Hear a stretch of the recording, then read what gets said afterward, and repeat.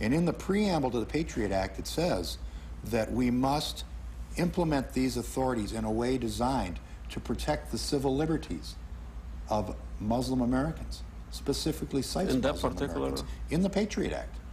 And the Patriot Act actually adds 3 provisions designed to make it easier to ensure that the civil liberties of all Americans, including Muslim Americans, are protected.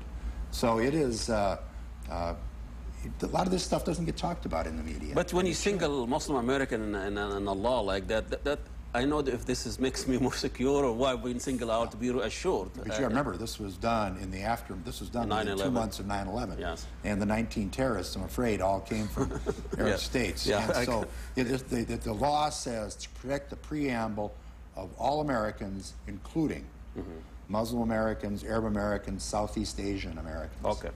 Fawzi, I know America is a country of immigrants, and you know, it seems like Muslim American should really have an easier time for blending in and assimilate than in Europe. You know, it seems like Muslim Americans still have difficulties, and some might say, you know, that what happened in London last week really cannot happen here because, you know, it's just Muslim American really are not making it there in Europe, or especially in England. And you lived in England, and tell us a little bit about what's the mood, what you know, you talk about 1.5 million Muslims in England.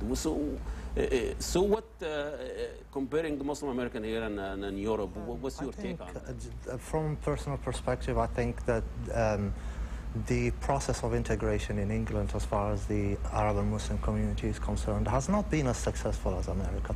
I think from a general and personal perspective, I don't have figures to give really as far as this question is concerned.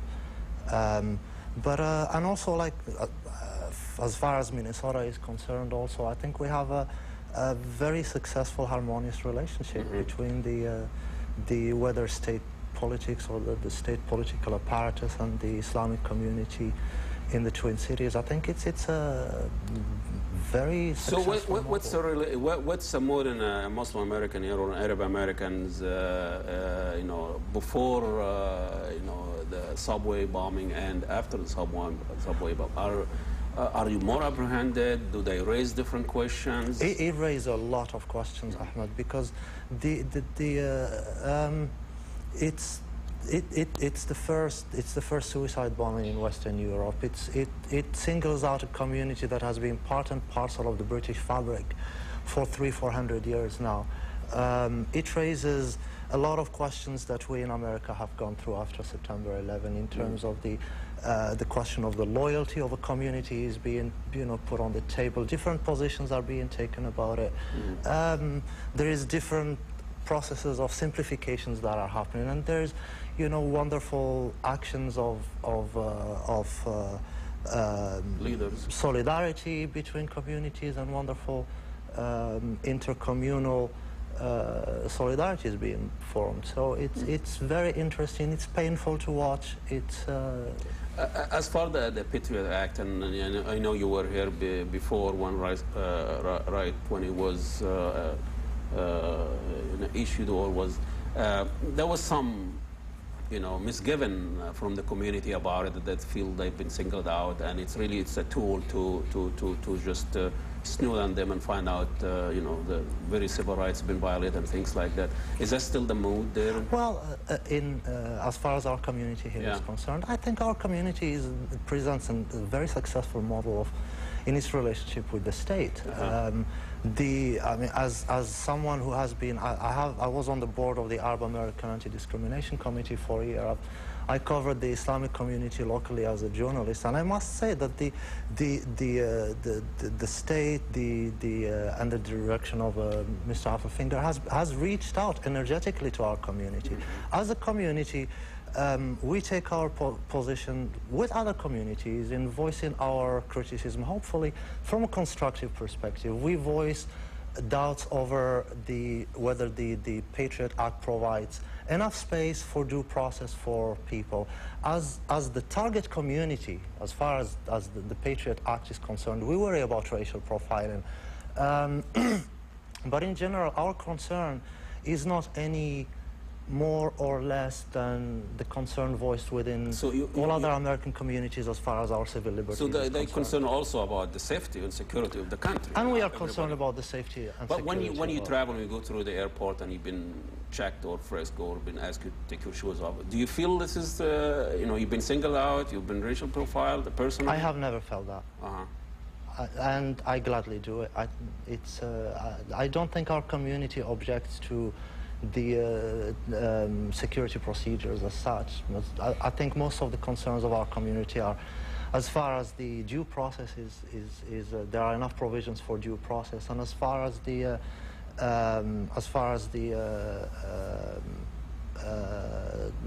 mostly questions relating to civil rights.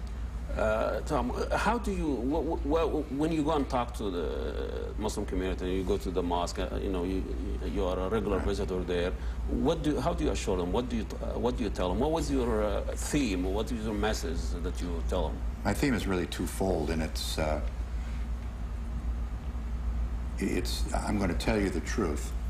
I'm going to tell you what we're doing to the extent I can, and I'm going to tell you the truth. Now, you may not like the truth, but I'm going to at least tell you the process that we're going to use, the concerns we've got. I think that any community, and I will say my experience has been very much like yours, that I think that the Minnesota Arab American population, the Somali population in particular, which is quite large here, almost to a person, is committed to the safety of this country. And it is a cooperative arrangement. I also recognize there is a significant amount of concern that a sense that that community is being singled out. I try to assure people no. We follow leads, however, and if those leads take us in the direction of somebody who happened to have come to the United States from Jordan, we're going to go there.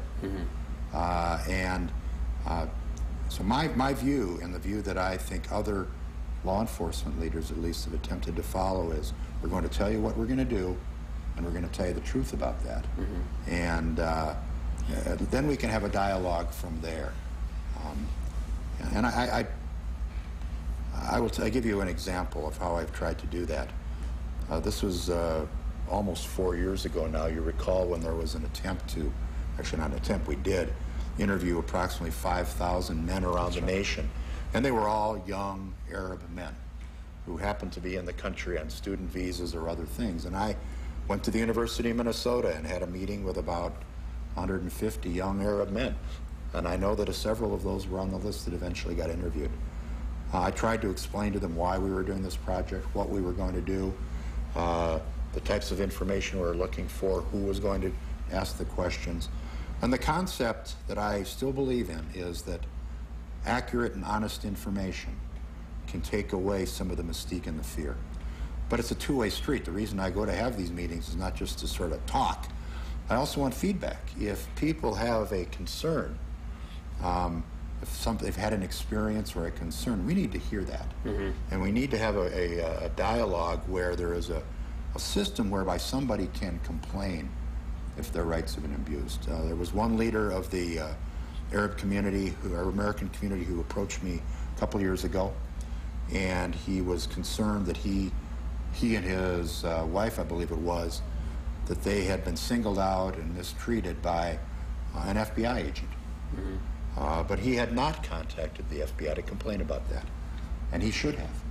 And we had a good conversation. I urged him, I told him how to make a complaint to the FBI, told him how the process worked, and I believe he did make that complaint finally. And this is an interesting point, Fauzin. We only have a minute here about the Arab communities, and especially immigrants. You come here, you're intimidated, you're afraid. You're not going to approach a police officer to complain about things, and they're not aware of the process. So With the community, the average Arab American, Muslim American would be inclined to go and complain and record any abuse of some sort? Well, there's been an effort of sensitization that's been going on by local organizations like the Arab American Anti-Discrimination Committee. The local Islamic organizations have also reached out to the community and tried to explain that there are specific processes that are available to every citizen.